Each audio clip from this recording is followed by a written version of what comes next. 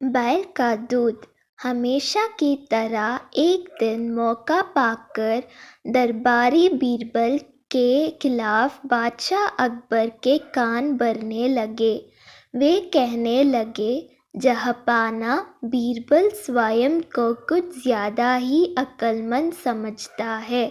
यदि वह इतना ही अक्लमंद है तो उसे कहिए कि वह बैल का दूध लेकर आए।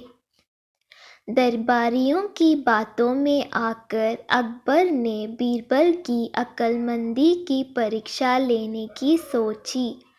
बीरबल उस समय दरबार में उपस्थित नहीं था। जब वह दरबार पहुंचा तो अकबर बोले, बीरबल, क्या तुम मानते हो कि दुनिया में कोई कार्य असंभव नहीं?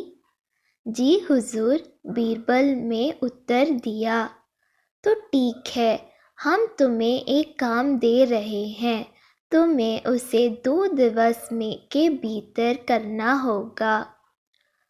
फरमाइए हुजूर, आपके हर हुक्म की तामीली मेरी कर्तव्य है। बीरबल सिर झुकाकर अदब से बोला, जाओ, जाकर बैल का दूध लेकर आओ। अकबर ने आदेश दिया। आदेश सुनकर बीरबल बौखला रह गया। इधर दरबारी मन ही मन बड़े प्रसन्न हुए। वे जानते थे कि यह कार्य असंभव है, क्योंकि दूध गाय देती है, बैल नहीं। क्यों बीरबल, तुमने कोई जवाब नहीं दिया? अकबर बोले। बीरबल क्या कहता, वह बहस करने का समय नहीं था।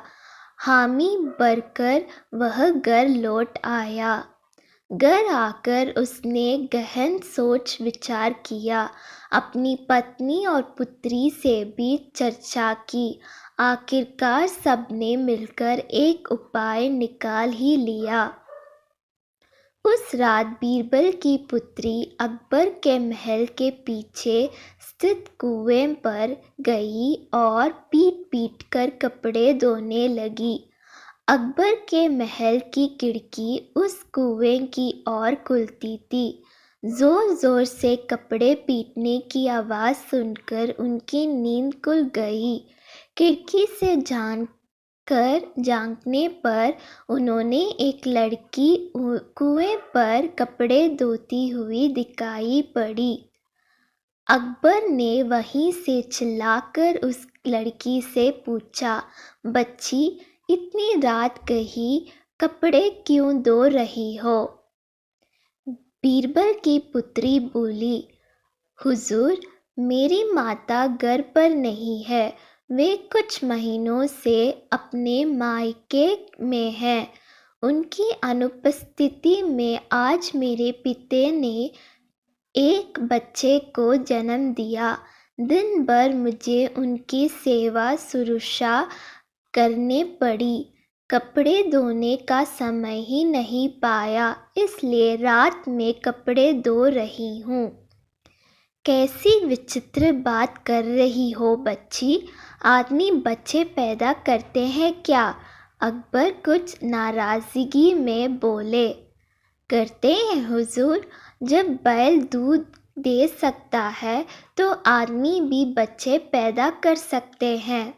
बीरबल की पुत्री ने उत्तर दिया। यह सुना था कि अकबर की नाराज़गी हवा हो गई और वे पूछ बैठे, बच्ची, कौन हो तुम? हुजूर, ये मेरी पुत्री है।